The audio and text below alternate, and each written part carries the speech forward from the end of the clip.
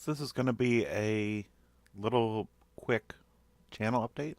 Talk briefly about some of the YouTube changes, what that means. A little bit of an update from me. I haven't been putting up much in the way of videos, not for lack of things to do, although suggestions always welcome for fun things to play around with.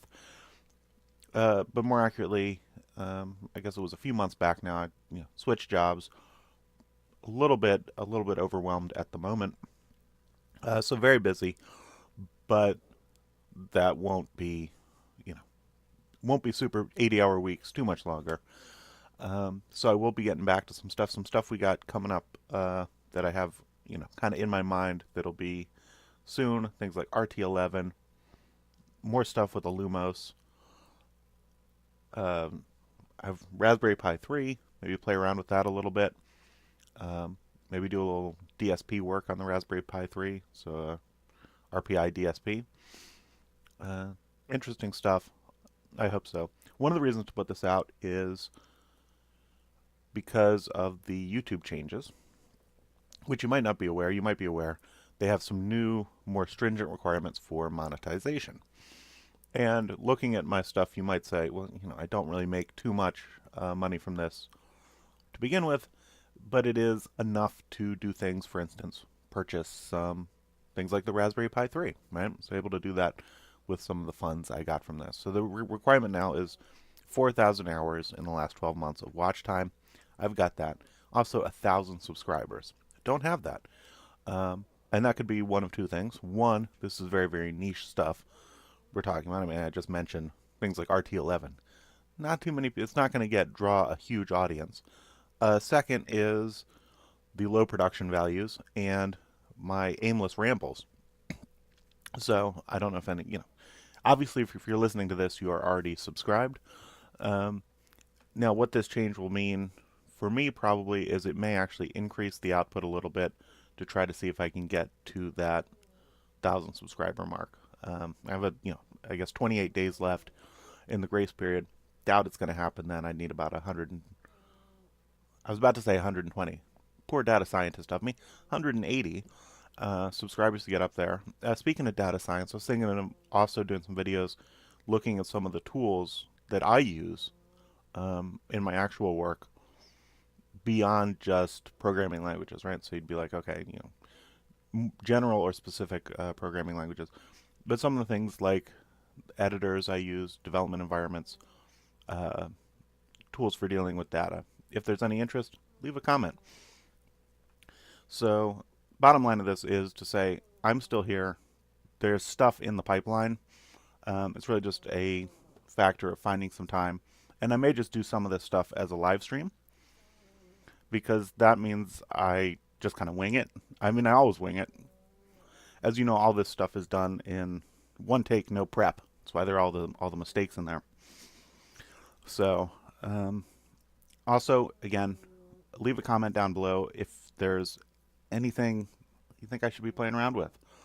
Um, One of the nice things I think is I now have a tripod, and with my tablet, I may be able to actually make an interesting recording of something like setting up FreeBSD or maybe Triblix on a laptop. So my old Slackware laptop is getting downgraded because I got a new MacBook Pro for my primary work machine, so the older one I can use for other purposes. And since I have a tripod now, I might be able to record it. Probably won't look terribly good. I really need to get a HDMI capture device. Again, this has turned into a several minute ramble at this point, which is precisely the reason why I don't have my 1,000 subscribers. Is that there's a lot of ramble. Also, I might consider putting some electronics projects up. I don't know if there's any interest in that. Not really my wheelhouse, but I'm starting to get a little bit more into some hi-fi. I saw some Grateful Dead related concerts this past few months, and I'm like, well, I really enjoy music and sound, and maybe improve my setup a little bit. So, doing things like putting together some simple preamps, amps, um, maybe some DSP stuff, as I mentioned, the Pi for doing some DSP work. So do let me know if that's interesting. I don't know if it would be quite like other people who do electronics on YouTube would be, because I personally don't find it too interesting to look at someone soldering, right? But I think it might be interesting for me to talk through, hey, here are some design decisions. Here's what a design looks like, run the simulations, and go for that. So a couple things up to the audience here. So do you want to see some data science tools, electronics, and anything else? You know what I'm into. If there's something I don't know about, I'd like to learn and pick that up. So I guess this will be the end of this little mini update. But the update is still here. Stuff's in the pipeline. I'm just busy actually earning money, and also to get my one last thing. Want to provide my commentary on this YouTube change. Right. I know no one is going to care too much what I think about it, but there's two things I want to say about this. One is that changing the rules of the game once you're already in it, not a very nice move. I know they recently did, I guess, before to say, okay, you need this certain number of views. Second is, I don't know if their models are telling them what they want to do to get rid of it. And I can understand YouTube's been under a lot of heat for certain things, right? I mean, that's what you get when you have a public forum where anyone can put stuff up, and then you have advertisers involved. That they're going to get some stuff that the people who work there don't like, the advertisers don't like. They really have no way to control it. But their model says, okay, we can have a very, very simple decision point to say, okay, do they have a bunch of subscribers? Yes or no, right? Do they have a certain amount of watch time? Yes or no. And that will catch a lot of stuff, but it may be not specific enough for them, right? So they could put other things in there, but then you get into issues of censorship. I know there's the community guideline stuff.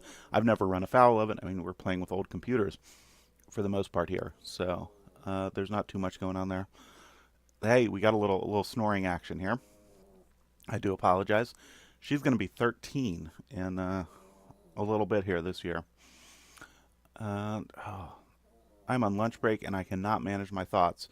So continuing on with the thoughts on YouTube, and as someone who is being affected by this dragnet, and also following a number of other people who are affected by this, I can tell you that their $250 a month for most of them is not accurate. I certainly don't make much money here, right?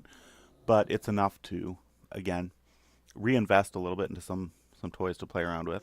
Even if I'm not making the money, I probably will still do it because I do like to share and interact. And some people, people who comment on the videos, who watch them, it's a little mini community, and you guys are fantastic. But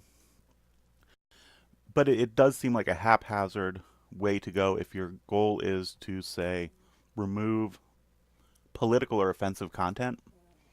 Denoting number of subscribers and watch time is not the way to do it. Right? So they basically want it to become advertiser friendly.